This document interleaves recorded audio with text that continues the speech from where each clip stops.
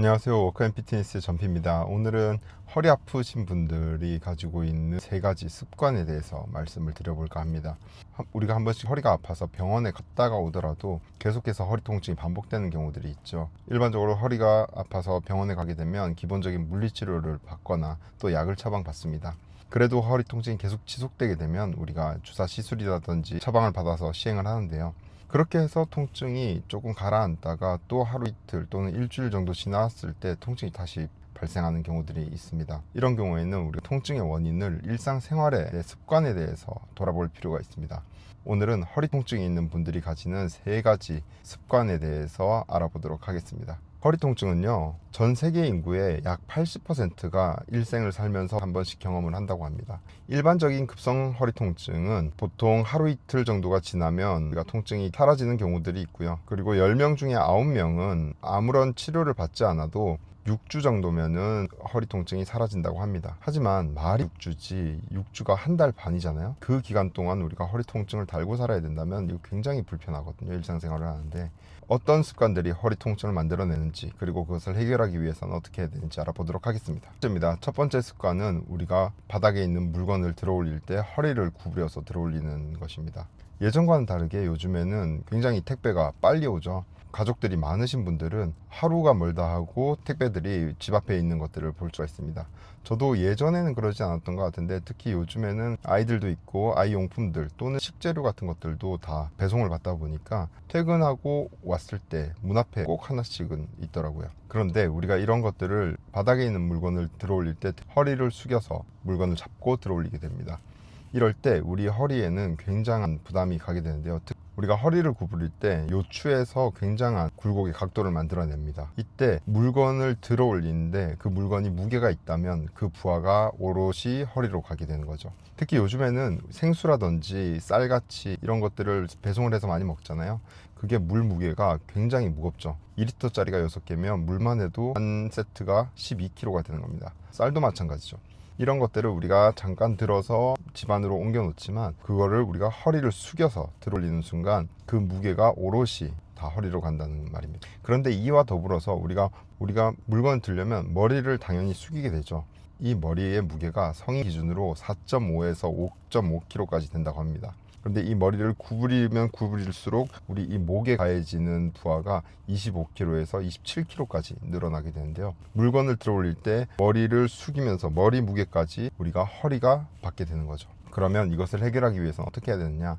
우리가 스쿼트를 하듯이 무릎을 구부려서 물건을 들고 다리 힘으로 일어나는 것을 연습을 해야 합니다. 조금 번거롭지만 물건을 가까이 가서 무릎을 구부려서 스쿼트를 하듯이 앉아서 물건을 들고 물건을 최대한 몸에 가까이 붙입니다. 그리고 다리를 이용해서 일어나는 거죠.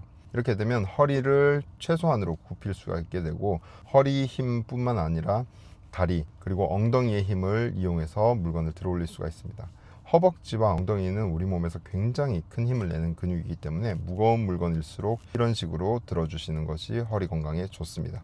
허리 통증이 있는 분들이 가지는 습관 두 번째는 바로 의자에 앉을 때 엉덩이를 앞으로 빼고 앉는다는 겁니다. 우리가 보통 일반적인 사무 업무 또는 의자에 앉아서 하는 업무, 그리고 수업을 들을 때도 마찬가지고요.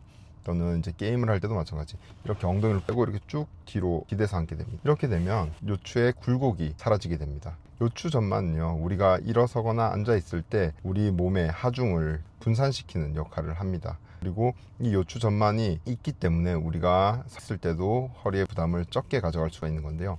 이 요추 전만이 사라지게 되면서 척추나 디스크 같은 부분들이 뒤쪽으로 압박을 받게 되고, 허리, 척추 기립근 같은 우리 몸을 지탱시켜주는 그 근육들이 늘어나 있는 형태를 띠게 됩니다.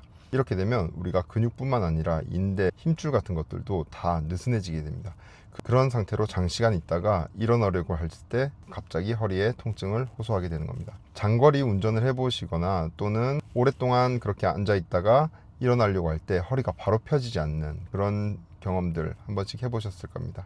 그렇기 때문에 우리가 엉덩이를 앞으로 쭉 빼고 앉는 그런 습관들이 있다면, 엉덩이를 의자 최대한 뒤까지 끌어당겨서 앉고요, 등받이에 등을 기대서 앉는, 그리고 가슴을 살짝 들어 올린다라는 느낌으로 앉아 주셔야 요추의 전만을 최대한 유지를 한 상태로 앉아 있을 수가 있게 됩니다. 우리가 앉아 있는다는 거는요, 이미 허리에 부담을 가져가는 자세입니다. 하지만 우리가 일상생활을 하면서 앉아있지 않을 수는 없잖아요. 그렇다면 최대한 허리에 부담이 덜 가는 방향으로 앉아주셔야 된다는 겁니다. 허리 통증을 가지는 분들의 습관 세 번째는 바로 다리 꼬기입니다. 나도 모르는 사이에 어느 순간 보면은 다리를 꼬고 있죠.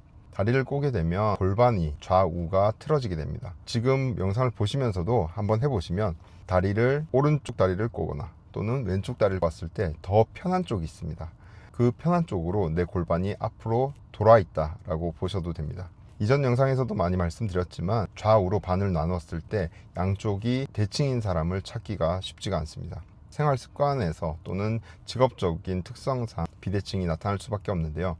굳이 내가 해야 되는 업무라든지 자세가 아니라면 이런 비대칭을 만들어낼 필요가 없겠죠. 다리 꼬기가 바로 거기에 해당하는 겁니다. 우리가 억지로 다리를 내가 꼭 꼬아야 되는 상황이 아니라면 다리를 꼬지 않고 양쪽 다리를 맞춰서 앉는 습관을 들이는 것이 좋습니다. 그리고 다리를 꼬고 앉았을 때는 골반 자체가 후방경사, 즉 뒤로 돌아가는 형태가 되기 때문에 두 번째 습관에서 말씀드렸던 엉덩이를 앞으로 빼고 앉는 효과가 발생을 하게 됩니다.